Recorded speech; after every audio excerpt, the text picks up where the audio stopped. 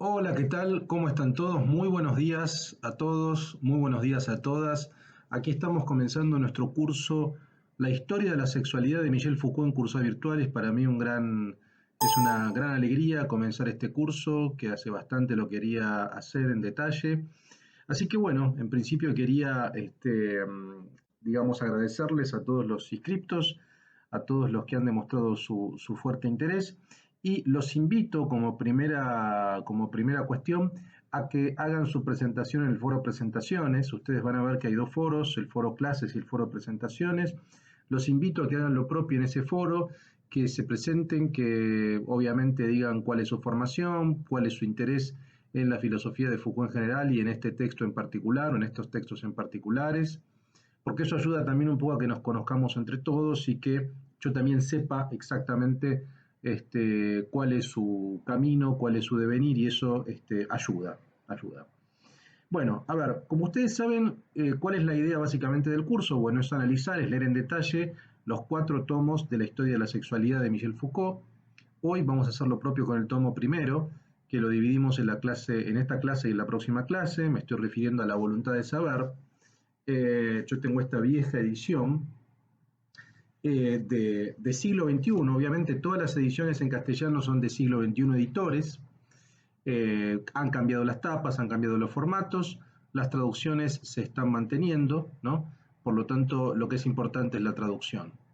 Vamos a trabajar con esos 4 textos. Eventualmente en alguna que otra clase tal vez pueda sumar algún adicional de dichos y escritos, que es el compilado de los textos de Foucault en francés, y que en castellano no hay una traducción integral de eso. Eso está dividido en varios libros que se han publicado en Paidós sobre todo y otros en siglo XXI también. Pero bueno, igual lo que es importante son los 4 tomos o los 4 libros. Vamos a trabajar sobre todo con esos 4 libros. Mi idea es, para los que no hicieron algún curso virtual conmigo, vamos a leer un material de lectura, que es el que yo tengo escrito, que son mis apuntes, y luego se los voy a subir digamos, a esta plataforma, donde lo van a poder leer. Va a estar el texto, y la idea es que el foro interactivo, el foro clases, no presentaciones, clases, sea el corazón para los debates, para los problemas, para las dudas que tengan ustedes. Yo obviamente voy a estar ahí para ayudarlos en cualquier duda que tengan. Bueno, la idea de la clase de hoy yo la titulé Sexualidad 1 y Sexualidad 2. La clase 1, Sexualidad 1, la clase 2, Sexualidad 2. Y para esto vamos a hacer una suerte de raconto histórico respecto del proyecto de la historia de la sexualidad, que es un proyecto que tuvo diferentes cambios en la filosofía de Foucault. Ustedes saben, digamos, cuando sale el primer texto en 1976, en la contratapa de la edición francesa, había un plan de publicaciones. Ese plan de publicaciones, que se lo voy a leer, sufrió grandes modificaciones. Ustedes saben, ese plan de publicaciones, el primer tomo era La voluntad de saber, ese es el que quedó igual. El segundo tomo se titulaba La carne y el cuerpo. El tercero, La cruzada de los niños. El cuarto, La mujer, la madre y la histérica. El quinto, Los perversos. Y el sexto, Población y razas. Del tomo 2 al tomo sexto, ninguno de esos títulos quedó, se modificaron. Lo que sí sabemos ahora, producto de algunos archivos de Foucault que están en la Biblioteca Nacional de Francia y que se están editando de modo gradual, es que prácticamente el contenido de esos textos con diferentes títulos es el que se preservó en los tomos 2, 3 y 4. Me refiero de los volúmenes 2, del uso de los placeres, eh, perdón, sí, básicamente del volumen segundo al quinto de los antiguos títulos, perdón. El filósofo va a explorar o exploraría, digamos, lo que se denomina el dispositivo de la sexualidad, que es lo que vamos a ver en la clase esta y la próxima, sobre todo. Mientras que en el sexto volvería a la problemática del concepto de biopoder, que se encuentra desarrollado en el capítulo quinto del primer volumen, que vamos a ver también la clase próxima, sobre todo. Vale decir, este plan de publicaciones fue modificado, fue abandonado, y finalmente de esos 6 títulos, de esos 6 volúmenes, quedaron, a ver, en principio 3 volúmenes. ¿Por qué? Porque ustedes saben, Foucault muere en 1984, pocos meses antes de morir entrega el tomo 2 y el tomo 3, El uso de los placeres y la inquietud de sí, y se publican, logra corregir las pruebas de impresión y se publican antes de su muerte, muy poco antes de su muerte. Por lo tanto, durante mucho tiempo, hasta 2018, la historia de la sexualidad era una obra de 3 volúmenes, y así fue hasta 2018. Se sabía del cuarto volumen, titulado Las Confesiones de la Carne, que finalmente se publicó en el 2018, pero había una cláusula testamentaria donde Foucault decía que no se publique ningún tipo de obra póstuma. Bueno, obviamente producto de cuestiones legales entre sus deudos, Daniel Defer, su pareja, el Estado francés. Defer tenía una cantidad de textos en una bóveda bancaria de Foucault, que finalmente se los vende el Estado francés y hoy se encuentran en la Biblioteca Nacional de Francia. En esos textos estaba el cuarto volumen íntegro, y producto de discusiones, bueno, o de ciertas negociaciones, finalmente el volumen cuarto se publica, bueno, un poco arguyendo lo siguiente, digamos, ¿no? Que el texto estaba entregado, el texto estaba prácticamente escrito, ¿no? Estaba entregado y Foucault no había podido corregir las pruebas de impresión, lo que se conoce como galeras. Por lo tanto, bueno, es cierto que no estaba el visto final de Foucault, pero el texto prácticamente estaba integralmente escrito. ¿Mm? El texto, el cuarto que vamos a leer, que es Las Confesiones de la Carne, finalmente se publica en 2018, aquí en la Argentina en 2019, en castellano, en siglo XXI, y si bien es cierto que hay una serie de apéndices al final, que son apéndices no terminados, el texto en un gran porcentaje está terminado, ¿no?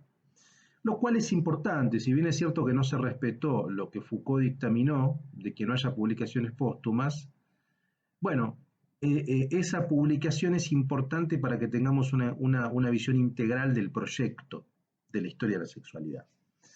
Por lo tanto, yo diría que, ¿qué es la historia de la sexualidad? Es una genealogía del hombre de deseo. Es la experiencia del hombre de deseo, ¿no? Esa experiencia del hombre de deseo la podemos articular sobre todo en tres conceptos. En este caso, el concepto de sexualidad, en el tomo 1, en el tomo 2 y el tomo 3, que son dedicados al mundo grecorromano, Foucault piensa sobre todo en la noción de las afrodisia, y en el tomo 3 el concepto de carne. Por lo tanto, ahí vemos que esos 3 conceptos van a expresar diferentes experiencias históricas vinculadas con el deseo, de esa genealogía del hombre de deseo. No es, en sentido técnico, la historia de la sexualidad una historia de las prácticas sexuales, eso hay que decirlo de manera clara, digamos, sino más bien un vínculo o el vínculo establecido entre el deseo, ¿no? o los nombres que tuvo las prácticas del deseo, sea la sexualidad en la modernidad, sea las afrodisias en la antigüedad, sea la carne en la época del cristianismo y del medioevo, vinculado con la verdad, el vínculo entre sexualidad o sexo y verdad, ¿no? Ese es el punto fundamental, en términos de régimen de verdad. No en términos de represión, tampoco es una historia de las prácticas sexuales, si bien obviamente se hablan de prácticas sexuales, pero tenemos que pensar la sexualidad en relación con la verdad y en relación con la subjetividad, con la construcción de la subjetividad. ¿Cuál es la relación entre sexualidad y subjetividad? O, para ponerlo en términos macro, no solo sexualidad, ¿cuál es la relación entre la experiencia del hombre de deseo con la constitución de la subjetividad? Ese es el punto. Si ordenamos estos tomos en orden cronológico, en rigor el tomo 2 y el tomo 3 serían la primera parte, porque es la primera experiencia, porque son los afrodisia en la época antigua. El tomo 4 sería la segunda parte, porque es la carne en la época del cristianismo y del medioevo. Y el tomo primero, que es el que veremos hoy y la próxima clase, es la sexualidad, que es la experiencia de deseo en la modernidad, sobre todo en el siglo XIX y XX. Entonces, ahí tenemos esa dimensión en términos cronológicos, reordenando los tomos, los 4 tomos, en un sentido histórico. Bueno, en la clase de hoy vamos a centrarnos en el tomo 1. El tomo 1 es un tomo importante, tiene los siguientes capítulos, tiene 5 capítulos. Hoy veremos el capítulo 1, 2 y 3 y la próxima clase el capítulo 4 y 5. El primer capítulo se titula Nosotros los victorianos, el segundo La hipótesis represiva, con 2 apartados, la incitación a los discursos y la implantación perversa, y el capítulo tercero, las ciencias sexuales. La próxima clase veremos el dispositivo de sexualidad con sus 4 apartados, apuesta, método, dominio, periodización, y el capítulo quinto, derecho de muerte y poder sobre la vida. Entonces vamos a centrarnos hoy en los 3 primeros capítulos. Yo voy a leer mi material de lectura, mis apuntes, y luego vamos a leer algunos párrafos de los 3 capítulos primeros y los vamos a analizar en conjunto. Bueno, vamos a arrancar de la siguiente manera. ¿Cuál es la hipótesis o cuál es el punto de partida del proyecto de la historia de la sexualidad? Bueno, podemos plantearlo de la siguiente manera. ¿Cuál es el disparador de Foucault en la voluntad de saber? Una pregunta. Y la pregunta es, ¿por qué decimos que somos reprimidos? Decimos, ¿no? Vamos a poner mucho énfasis en los términos que usa Foucault. Decimos. Por lo tanto, vamos a ver que la cuestión va a ser centrada en el decir, en la palabra, independientemente de la práctica por ahora, ¿no? En la palabra. ¿No? ¿Por qué decimos que somos reprimidos? Y a su vez, esta pregunta se puede desglosar en 3 subpreguntas, que son las siguientes. ¿Es la represión del sexo una evidencia histórica? ¿Es la mecánica del poder algo que pertenece al orden de la represión? O para poner en otros términos, ¿es el poder represivo? Y la tercera, criticar la supuesta represión del poder, ¿nos libera? Esas son las 3 preguntas que Foucault se va a formular en el comienzo de la historia de la sexualidad 1. Una respuesta a estas 3 preguntas es no. Es decir, ¿es la represión del sexo una evidencia histórica? Y Foucault va a decir, bueno, no, no tanto. ¿La mecánica del poder pertenece al orden de la represión? No, el poder no funciona básicamente o reductiblemente, o no es reductible a una instancia represiva. Si bien hay represión, no podemos reducir el poder a la represión. Y criticar la supuesta represión del poder libera, no. Para Foucault eso es una estrategia, en todo caso, que tiende a reforzar la lógica del poder. Entonces, ese es el punto central. A esto se le va a llamar, o Foucault le va a llamar, la crítica a la hipótesis represiva. Aquí Foucault está, sobre todo, dialogando críticamente con la tradición freudo-marxista, ¿no? Van a ver que Foucault es bastante crítico de la visión emancipatoria freudo-marxista, que lee el poder en términos represivos y que busca una emancipación. Foucault tiene una visión opuesta a esta mirada. Entonces, podemos plantearlo de la siguiente manera. Lejos de la prohibición, desde los siglos XVI y XVII, arranca XVI, XVII y luego llega hasta siglo XX, hasta principios del siglo XX, pero sobre todo XVI y XVII, el discurso sobre el sexo crece, se disemina y produce sexualidades polimorfas. Hay una voluntad de saber, y de ahí viene el título, que construye sobre eso una ciencia de la sexualidad, donde el sexo es algo que debe ser dicho, confesado como el secreto. Por lo tanto, el poder no reprime, sino más bien produce y clasifica sexualidades singulares. Esa clasificación será una clasificación en términos sí de normalización o de normalidad y de anormalidad. Pero quiero volver sobre todo sobre el discurso sobre el sexo. ¿Qué es el discurso sobre el sexo? Bueno, a partir del siglo XVI y XVII va a aparecer, dice Foucault, y esto lo constata producto de su investigación en archivos, una diseminación de discursividades disímiles que van desde la confesión católica, producto de la contrarreforma, pensemos sobre todo en la contrarreforma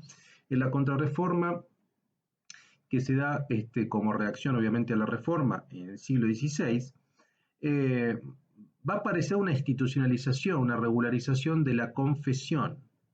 No es que la confesión no existiera en la antigüedad o en el cristianismo primitivo, pero la confesión no estaba regulada para todo cristiano, era algo más propio de los monjes, de lo monacal, digamos, y no había una necesidad de regularidad en términos de sacramento, como después sí se termina imponiendo con la contrarreforma. Entonces, con la contrarreforma lo que sucede es que se regulariza, se institucionaliza y se disemina la práctica confesional. ¿Y la confesión qué es? Ahora lo vamos a ver, digamos, pero la confesión es un discurso sobre el deseo, donde uno pone en palabras lo que ha hecho, lo que deseó, frente a un confesor, frente a un sacerdote, y el sacerdote es el que dictamina, bueno, si eso implicó pecado y qué tipo de penitencia uno debe hacer para corregirlo. Pero más allá de la finalidad, Lo que a Foucault le importa es que haya una discursividad sobre el deseo. ¿Se entiende? O sea, ese es el punto central.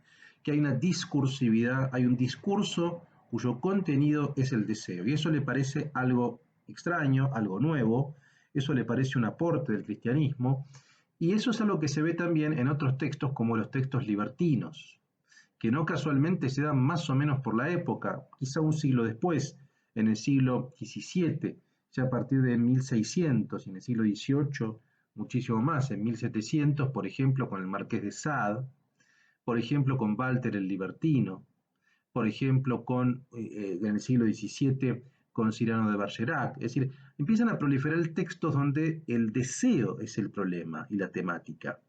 Y Foucault dice esto no es casual, digo, pertenecen a la misma episteme, que es un término que Foucault usa en las palabras y las cosas, es decir, forman parte de un mismo ciclo histórico, una misma regularidad epistemológica, esta circulación de discursos donde el deseo debe ser dicho. Ese es el punto. Debe ser dicho. Entonces, el sexo debe ser dicho, debe ser confesado, así sea con una finalidad, digamos, de confesión católica, o así sea con una finalidad de literatura libertina, que busca excitar o que busca estimular el elemento deseante, no importa, más allá de la finalidad, lo que Foucault dice es que aparece un discurso donde el contenido tiene que ver con el deseo en términos generales, con el sexo en términos particulares. Y esto le resulta algo nuevo, es decir, parecería que la dinámica del poder tiende a producir esos discursos más que a cercenarlos, más que a prohibirlos, como se suele plantear. Por lo tanto, el discurso del sexo en la modernidad, desde el siglo XVI, XVII, XVIII, los discursos proliferan, como decíamos, desde la confesión pastoral a la literatura libertina, hay una voluntad de decirlo todo sobre el sexo. Este es el punto. Hay una voluntad de decirlo y una voluntad de saber sobre eso. Hay un ejemplo que da Foucault en el tomo 1, que es My Secret Life, que es el caso de Walter, un libertino que luego se conoció que era un inglés, ¿no? Un inglés que había escrito en el siglo XIX ya, y que de hecho ese texto está publicado en español parcialmente porque es una obra monumental, todas sus experiencias sexuales de manera pormenorizada, ¿no? Sus experiencias sexuales como una suerte de largo soliloquio, un poco al modo de Dolmancé, al modo del Marqués de Sade, digamos, ¿no? Eh, entonces, ese es un ejemplo puntual y que además estaba sin firma ese texto, era anónimo, lo cual a Foucault eso le interesaba más, digamos, ¿no? ¿Por qué? Porque habría algo así como en la sociedad moderna occidental, una necesidad de que el sexo debe ser dicho, ¿m? Y debe ser dicho como un secreto, con unas características particulares. Entonces, Foucault se pregunta por qué. Esto es algo propio de la sexualidad occidental, es algo propio de la sexualidad occidental en la modernidad, porque esto no parece ser algo habitual, por ejemplo, en Oriente, como veremos más adelante. Entonces, el sexo debe ser dicho, la experiencia del deseo debe ser dicha en la modernidad, sea en la confesión, sea en los textos libertinos, ¿no? Y debe ser dicho incluso en términos anónimos, ¿no? Eh, Hay algo que Foucault denomina implantación perversa en el tomo 1, que dice que tiene que ver con tres códigos, con también la época de los códigos. En esta época, el siglo XVII, siglo XVIII, es la época de los códigos, ¿no? Que marcan lo lícito e ilícito en materia sexual en la modernidad. Los códigos son el derecho canónico, desde el punto de vista eclesiástico, la pastoral cristiana, que regula sobre todo las prácticas pastorales, ¿no? Las prácticas sacramentales, y luego la ley civil. La ley civil. Las tres articulan una ley conyugal, es decir, el matrimonio heterosexual monógamo se establece como la práctica lícita. De alguna manera las tres confluyen en la conyugalización del deseo, que es algo que veremos también, sobre todo en el tomo 3, como esa conyugalización es gradual, viene ya desde Roma incipientemente, pero es algo que en la modernidad se ve de manera clara. Por tanto, todas las prácticas que queden por fuera de esa canonización, digamos, de esa codificación del matrimonio heterosexual con finalidad reproductiva y monógamo, van a ser vistas como sexualidades anormales o ilícitas. Ahora, Foucault dice que esas sexualidades anormales, entre comillas, o ilícitas, no es que van a ser reprimidas, van a ser producidas por la dinámica, ¿se entiende? En todo caso, son producidas por la dinámica de poder y son luego etiquetadas o son clasificadas como anormales, ¿no? Obviamente que esa clasificación de anormalidad implica una, un elemento represivo porque se las obtura, pero no es que la represión esté en el comienzo, más bien al comienzo hay una producción. O sea, el hecho de que haya una proliferación de discursividades implica una producción de discursividades como de subjetividades en ese sentido. Ese va a ser el elemento central. Se producen discursos sobre el sexo y se producen sexualidades y luego se las clasifica. Pero lo que existe es la producción, no la represión desde el punto de vista ontológico. ¿Mm? Bien, estas sexualidades periféricas, que podríamos llamarlas, que emergen al mismo tiempo que la codificación de lo lícito matrimonial, y que son producidas y no reprimidas, se producen a través de 4 operaciones que Foucault detecta en la modernidad. La primera es la contención del onanismo del niño. Ustedes saben, hay grandes campañas que Foucault detalla, no solamente en este tomo, sino también en algunos cursos del Collège de France, por ejemplo, en el poder psiquiátrico, en los anormales, sobre todo, que operan un poco como caldo de cultivo de lo que va a publicar en el año 76, campañas antimasturbación, ¿no? Para la contención del onanismo del niño, ¿no? Eso va a ser un elemento central. La clasificación de perversiones de los individuos, sobre todo esto en el siglo XIX, manuales como Psicopatías Sexuales de Kraft-Ebing, ¿no? Donde aparece la homosexualidad, el fetichismo, el exhibicionismo, todas parafilias, ¿no? Esa manía clasificatoria es una manía muy propia de fin del siglo XIX. El examen y la observación que seduce a los niños, el vínculo entre adulto y niño también va a ser muy analizado en detalle por parte de Foucault y cómo ese examen en detalle puede lograr incluso la incitación sexual de los niños. Y por último, el dispositivo sexual que produce formas estables e irregulares al mismo tiempo, ¿no? Esto lo vamos a ver un poco más adelante cuando entendamos que la sexualidad es un dispositivo particular. ¿M? Y es un dispositivo que produce formas estables o formas, entre comillas, lícitas o normales y formas irregulares o formas ilícitas o anormales, entre comillas, ¿no? Todo lo que está dentro del dispositivo y lo que está por fuera. Pero lo que está por fuera también es producido por default por la definición de lo lícito. La hipótesis Foucaultiana entonces era el poder no prohíbe, sino que produce, clasifica y taxonomiza sexualidades singulares. Las taxonomiza en términos de lo normal, de lo lícito y de lo anormal o ilícito. Las sexualidades múltiples son correlatos de relaciones de poder. No son las formas del placer las que critican al poder. Es el poder quien produce los placeres y los clasifica como normales y perversos. Lejos de haber represión, en la modernidad hay una explosión de sexualidades heréticas y la emergencia de un dispositivo que multiplica las sexualidades periféricas. Este es el eje central, esto es lo que hay que comprender fundamental de la hipótesis que va a sostener Foucault en el tomo 1, ¿no? Bien, quiero volver sobre todo al tema de la confesión y del poder pastoral, porque va a ser un tema central en el tomo 1 y en general en la filosofía de Foucault.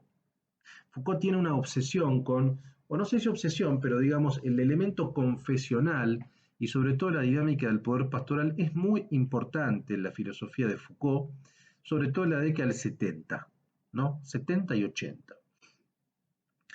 ¿Qué es la confesión? La confesión es un dispositivo de producción de discursos verdaderos, o del decir veraz, como dice Foucault, en el marco de técnicas de gobierno de los hombres. Esto es fundamental comprenderlo. La confesión, vuelvo a decirlo, es un dispositivo, aclaro, ¿qué es un dispositivo? Porque es una palabra que estoy dando por entendida. Dispositivo es un término y es un concepto que Foucault usa. Conceptualmente, un dispositivo es una red de relaciones que vincula elementos heterogéneos. Esos elementos son elementos discursivos e institucionales y producen como resultado subjetividades. Un ejemplo concreto: hay diferentes tipos de dispositivos. Hay dispositivos disciplinarios, securitarios, dispositivos de subjetividad como la sexualidad que ahora veremos, Un dispositivo disciplinario que Foucault analiza en Vigilar y Castigar es la prisión. ¿Por qué? Bueno, porque es una red de relaciones que vincula elementos discursivos, por ejemplo, un reglamento de prisión, una normativa de prisión, con elementos institucionales, que esos elementos son arquitectónicos. Bueno, una forma arquitectónica que es el panóptico. De esa relación entre una normativa y una arquitectura, una forma y un contenido, se produce un dispositivo disciplinario y ese dispositivo produce una subjetividad y esa subjetividad se llama preso, presidiario. Es decir, la prisión produce el preso. La prisión es un dispositivo disciplinario que produce un tipo de subjetividad particular. Básicamente es eso. Ahora, en este caso vamos a tener un dispositivo particular, que es el dispositivo de sexualidad, que no es un dispositivo disciplinario, que no es un dispositivo securitario, que es un dispositivo de la subjetividad. Esto es algo nuevo. O sea, Foucault había desarrollado diferentes dispositivos hace, digamos, desde 2 años atrás o 3 años atrás, y acaba a postular otro tipo de dispositivo. Esto es algo que desconcierta, por ejemplo, a amigos de Foucault como Deleuze, que creía que el dispositivo estaba más asociado con una dinámica represiva, no con una dinámica del orden de la producción, ¿no? Bien, pero no quiero abrir esa puerta, quiero volver con la confesión, digamos, ¿no? Entonces, la confesión es un dispositivo de producción de discursos verdaderos. Es una dinámica donde el confesante, que es efecto de esa lógica, habla, dice la verdad, ¿no? Y dice la verdad ¿por qué? Porque diciendo la verdad es gobernado. ¿Es gobernado por quién? Bueno, por un sacerdote, por el poder pastoral. Entonces, el pastor o el sacerdote conoce la conciencia, conoce el deseo en su sentido más íntimo de cada uno de sus confesantes o de sus ovejas, producto de la dinámica confesional. Yo tengo un saber sobre vos, yo tengo un saber sobre tu deseo, sobre tus aspiraciones, sobre lo que querés. Por tanto, como sé lo que querés, puedo conducirte, porque sé tus debilidades, sé tus fortalezas, ¿no? Esa es un poco la idea. Entonces, no hay gobierno sin veredicción, no hay gobierno sin verdad, sin una voluntad de verdad. La confesión, dice Foucault, es la práctica de decir todo, el dirigido hacia su pastor y hacerlo regularmente. La confesión es un acto de verdad, se debe decir la verdad, y por consiguiente de obediencia, no solo verdad, de obediencia, ¿no? De sumisión, paciencia, humildad, por lo tanto de gobierno por la verdad. Es decir, no hay gobierno del pastor o del poder pastoral sobre sus ovejas sin verdad previa. Tiene que haber verdad, tiene que haber confesión para ser conducido de determinada manera, para que mi pastor me conozca y me lleve de determinada manera. El poder pastoral, que es algo que a Foucault le interesa particularmente, es probablemente el aporte más original del judio-cristianismo y específicamente del cristianismo. ¿Por qué? Porque en el poder judío-cristiano del pastor no es ejercido sobre un territorio, ¿no? Sino sobre un rebaño. Es el pastor que reúne individuos dispersos, ovejas perdidas, ¿no? Es la idea de un poder que se ejerce del mismo modo que un pastor conduce sus ovejas. Esta imagen es completamente nueva, dice Foucault.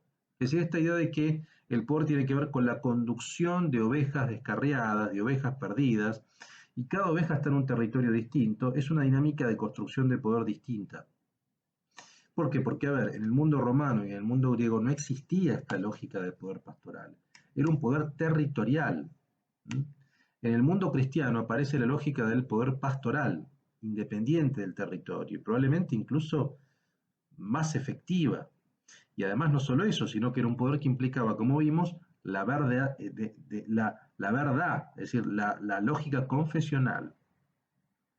Esta nueva forma de poder tiene 4 características, dice Foucault. La responsabilidad del pastor concierne a todas las acciones de sus ovejas, es decir, hay además una responsabilidad del pastor. El pastor tiene que obligar o tiene que lograr, tiene que inducir que sus ovejas digan la verdad. Si el pastor no las conoce, es un problema de él también, ¿no? La relación pastor-oveja es individual, es decir, es un poder individualizante. Acá hay una diferencia entre Foucault y Nietzsche, por ejemplo. Nietzsche decía que la pastoralización o que La lógica de rebaño eliminaba la individualidad. Foucault va a pensar lo opuesto. Va a decir que, en verdad, el poder pastoral, si bien es cierto que se busca la homogeneización en un rebaño, es una homogeneización que no pierde la individualidad, digamos, porque el pastor conoce en su fuero íntimo cada oveja y cada oveja es distinta. Entonces es un poder individualizante. El pastor debe conocer, como decíamos, en el fuero íntimo a sus ovejas por medio de técnicas de examen de conciencia, dirección de conciencia, y la obediencia de ellas hacia él es total. Y el pastor debe conducir a sus ovejas a la mortificación para acceder a la verdad. Es decir, obviamente el cuarto paso es la mortificación, ¿no? No es solamente el decir verdad, sino el proceso de salvación implica mortificación desde el punto de vista cristiano. Por tanto, el poder pastoral es una técnica política de individualización, dice Foucault, ¿no? Fue una práctica que comenzó con las comunidades monásticas en los primeros siglos y se reactivó con regularidad en la Contrarreforma en el siglo XVI a partir del sacramento de la confesión, como decíamos antes, ¿no? Bien, ahora, hay acá una expresión que dice Foucault que es la scientia sexualis. Esta voluntad de la regularidad confesional es una voluntad particular, y es una voluntad particular de Occidente, dice Foucault. Según el filósofo, hay dos procedimientos para producir la verdad sobre el sexo. Una es la forma oriental, o lo que Foucault llama ars erótica. Esto lo ve en China, lo ve en India, lo ve en Japón, lo ve en Arabia, donde la verdad se extrae del placer de la práctica sexual. Desde arriba, de lo divino, no hay permitido ni prohibido, sino un saber de la experiencia. Y pensemos en algunos libros como el Kama Sutra, que serían impensables en Occidente. Bueno, sin embargo, el Kama Sutra es un libro importantísimo en la tradición del hinduismo. ¿Por qué en la India, en China, en Arabia, en Japón, se extrae la verdad del sexo a partir del placer de la práctica sexual? No hay permitido ni prohibido, sino un saber de la experiencia. Es una forma muy distinta de extraer la verdad del sexo, como sucede en Occidente. En Occidente la verdad se extrae no desde arriba, no desde lo divino o no desde cierta mística, sino se extrae desde la palabra del confesante, desde abajo, no desde arriba. Desde abajo hacia arriba, desde abajo hacia una autoridad. Esa autoridad es el sacerdote, el pastor, o también el psicólogo, el psiquiatra. Es decir, hay una producción desde abajo hacia la autoridad, desde abajo hacia arriba.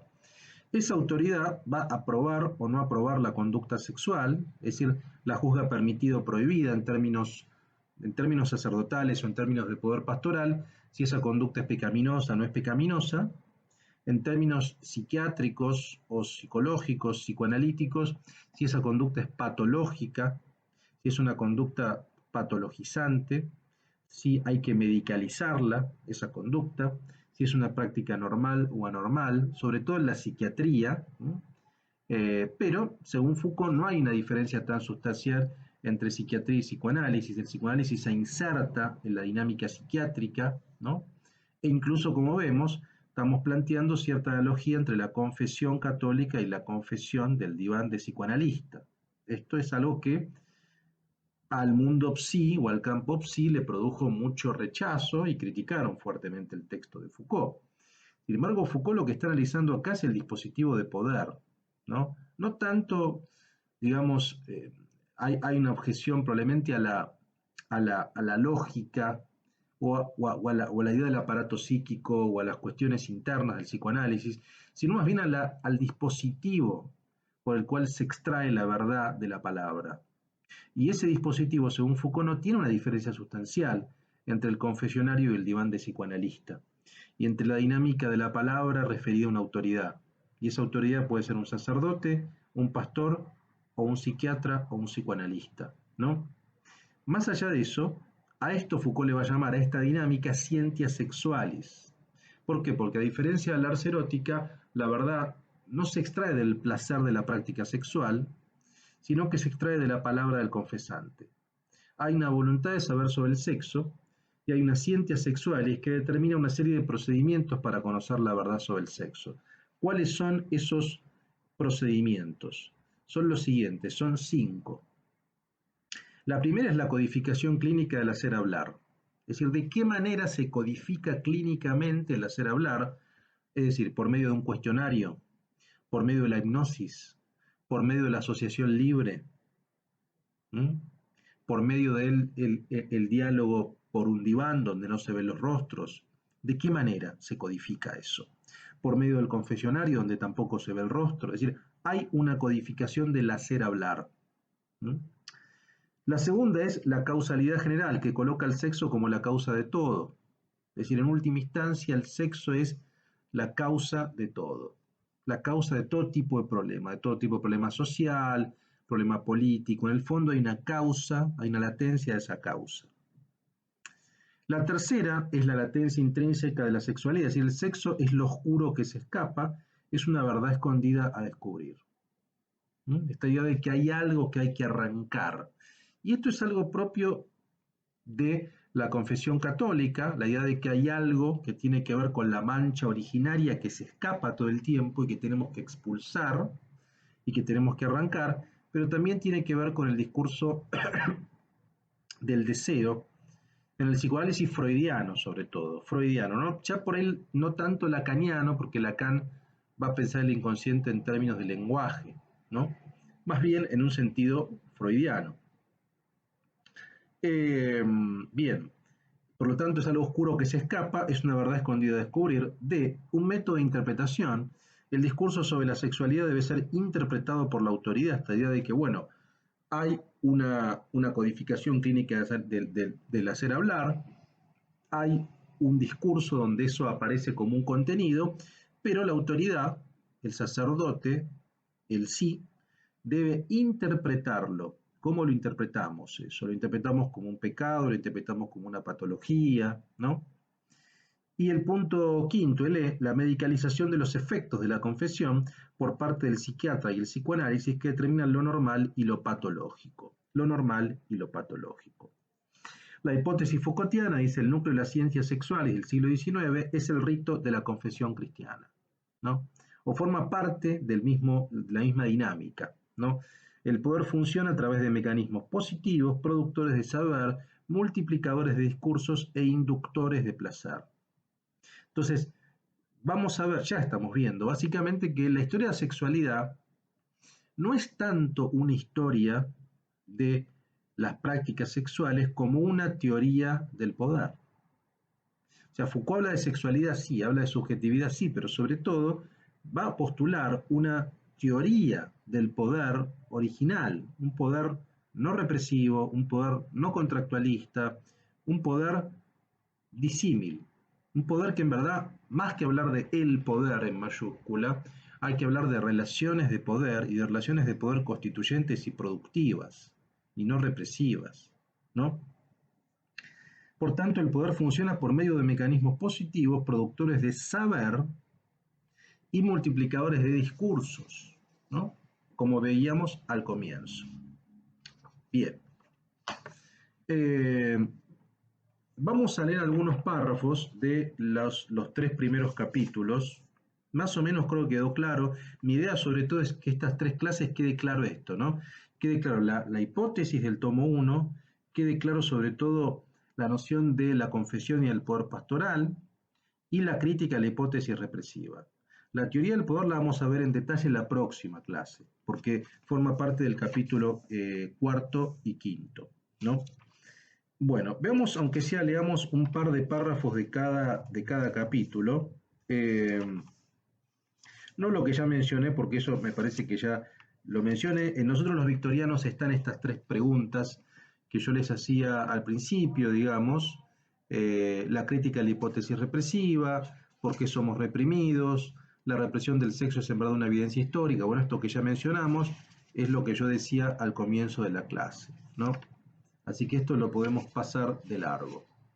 Vamos a la hipótesis represiva, que es el capítulo 2, ¿no? Foucault comienza hablando del siglo XVII, ¿no? Como decíamos al comienzo, de la contrarreforma, del poder pastoral. Menciona el ejemplo del anónimo de My Secret Life.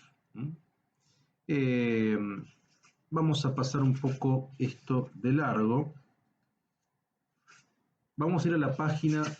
El tema es que las paginaciones yo calculo que deben ser distintas, porque mi edición es una edición bastante vieja, pero bueno, vamos a leerlo hacia el final de la incitación de los discursos, de la primera parte del capítulo 2. Dice Foucault lo siguiente, dice, página 46 de mi edición, dice, no es para incitar a hablar del sexo y para recomenzar siempre a hablar de él, por lo que se lo hace brillar y convierte en señuelo en el límite exterior de todo discurso actual, como el secreto que es indispensable descubrir, como algo abusivamente irreducido al mutismo y que es a un tiempo difícil, necesario, peligroso y valioso mentarlo.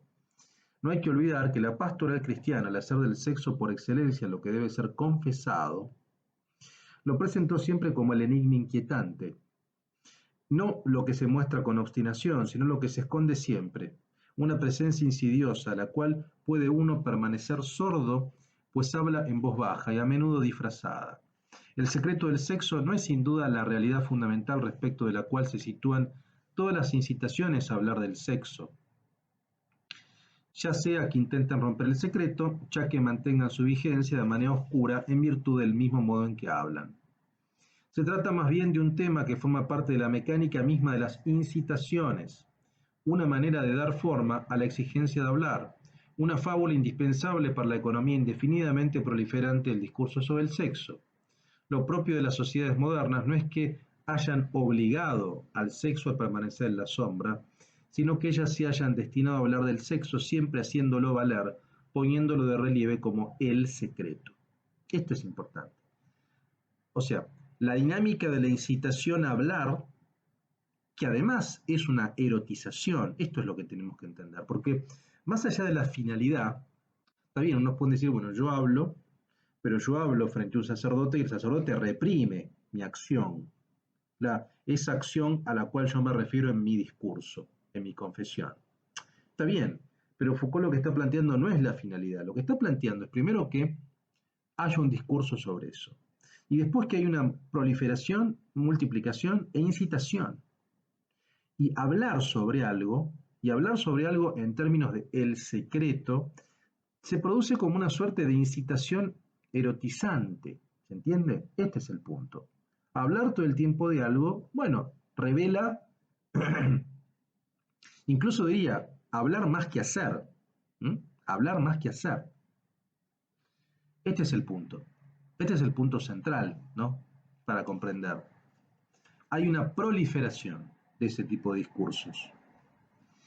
Bien, en la parte 2 del capítulo 2, la implantación perversa, bueno, lo del derecho canónico que ya más o menos lo planteamos, las sexualidades periféricas, ¿no? Esto también más o menos lo fuimos planteando. Voy a ir más que nada hacia la última parte de la parte 2 del capítulo 2, ¿no? Vamos a ir acá, a la página 63 de la última página de la implantación perversa. Dice lo siguiente, la implantación de perversiones múltiples no es una burla de la sexualidad que así se venga de un poder que le impone una ley represiva en exceso. Tampoco se trata de formas paradójicas de placer que se vuelvan hacia el poder para invadirlo en la forma de un placer a soportar. La implantación de las perversiones es un efecto instrumento, merced al aislamiento, la intensificación y la consolidación de las sexualidades periféricas.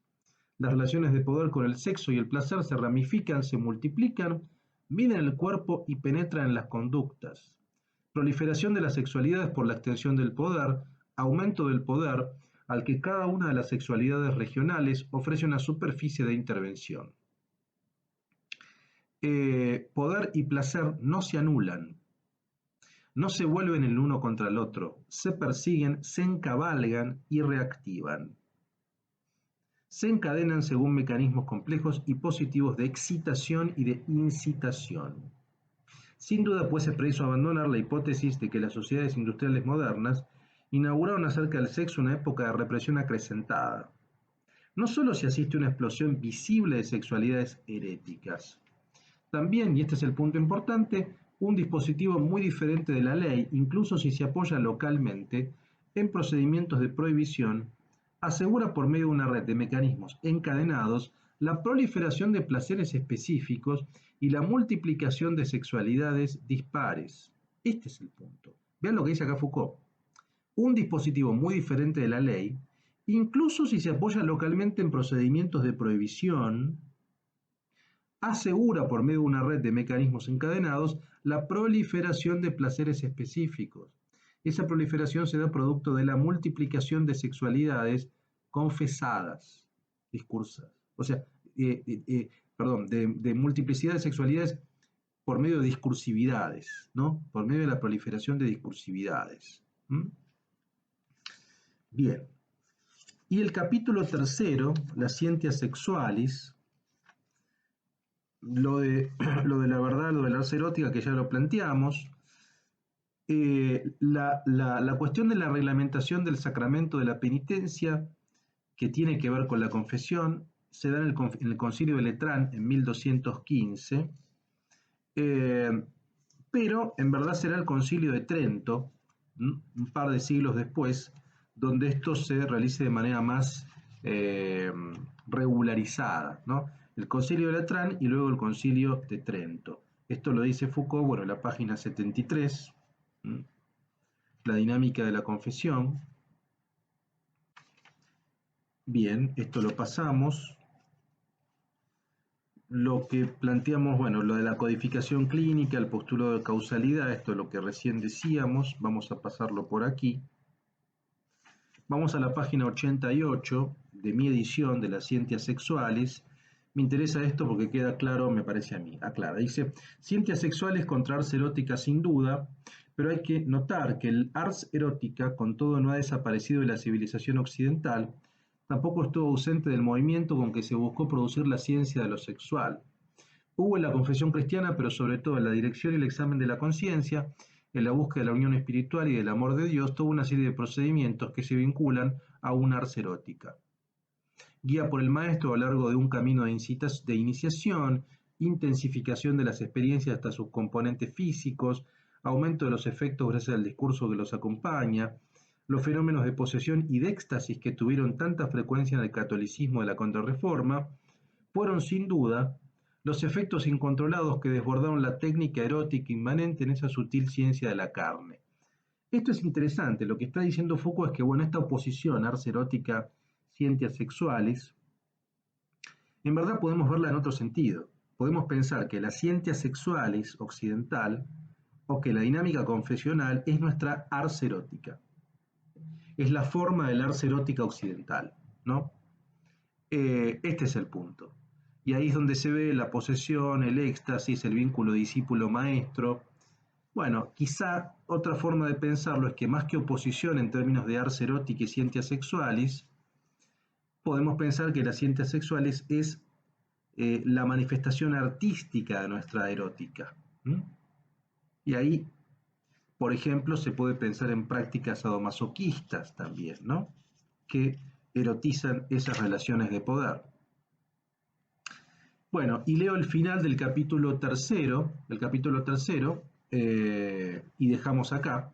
Y la próxima vemos el capítulo cuarto y el capítulo quinto, donde veremos la cuestión del poder. Dice Foucault, se trata pues de considerar con seriedad esos dispositivos y de invertir la dirección del análisis. Más que de una represión generalizada y de una ignorancia medida con el patrón de lo que suponemos saber, hay que partir de esos mecanismos positivos, productores de saber, multiplicadores de discursos, inductores de placer y generadores de poder. Hay que partir de ellos y seguirlos en sus condiciones de aparición y de funcionamiento, y buscar cómo se distribuyen en relación con ellos los hechos de prohibición y de ocultamiento que les están ligados. En suma, se trata de definir las estrategias de poder inmanentes en la voluntad de saber. Y en el caso preciso de la sexualidad, constituir la economía política de una voluntad de saber. ¿Se entiende? O sea, tenemos que seguir la dinámica del poder productor, lo cual no invalida que haya instancias represivas. Hay instancias represivas, pero el poder no es reductible a la represión. La represión es una modalidad más del poder, pero el poder es, desde el punto de vista de su dinámica, positivo, productor. Produce y clasifica y taxonomiza. Vamos a dejar acá porque vamos 49, casi 50 minutos y me parece demasiado para la primera clase, así pueden leer bien, procesar bien todo y hacer las preguntas que Irna sea en el foro. Y la próxima clase vamos a seguir con los capítulos cuarto y quinto, donde vamos a ver en el capítulo cuarto lo que se ve bien es la teoría del poder de Foucault, ¿no? ¿Qué tipo de teoría del poder estamos postulando? Y el capítulo quinto es muy importante porque porque hoy en medio de la pandemia estamos hablando todo el tiempo de biopolítica. Bueno, el único libro donde Foucault habla de biopolítica, libro, luego en sus cursos también habla de biopolítica, pero el libro publicado en vida es La voluntad de saber. Entonces vamos a leer qué es la biopolítica, de qué se trata la biopolítica, que es un tema que hoy es absolutamente, está colocado absolutamente en la coyuntura que vivimos. Bueno, muy bien. Espero que les haya interesado y seguimos la próxima clase con el tomo 1 de la historia de la sexualidad. Un abrazo a todos y a todas.